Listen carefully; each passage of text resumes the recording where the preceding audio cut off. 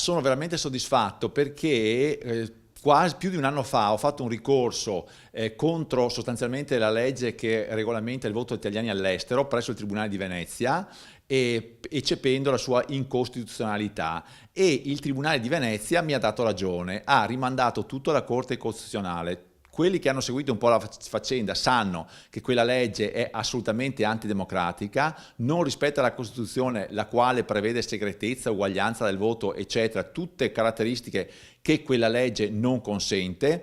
Chi ha avuto la fortuna di vedere il filmato delle Iene sa che ci sono senatori, deputati che vengono eletti con migliaia di schede comprate o rubate a chi invece ha il diritto di farlo. La legge lo consente, è una legge che va eliminata. Adesso io spero che la Corte Costituzionale la prenda in mano e la dichiari incostituzionale. Si prende il problema adesso però che il 4 marzo si vota, spero che non si voti con questa legge. Ci sono quasi 5 milioni di italiani all'estero che potrebbero inficiare il risultato delle elezioni.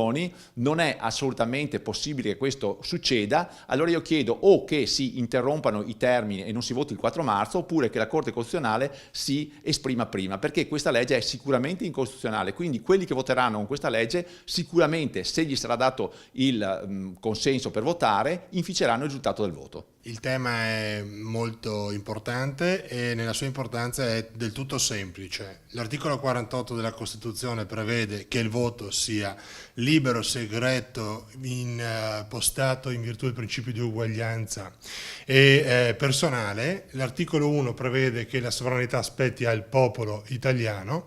L'articolo 1 e l'articolo 48 della Costituzione, sostanzialmente il Tribunale di Venezia ha decretato, siano violati dalla norma che permette il voto per corrispondenza.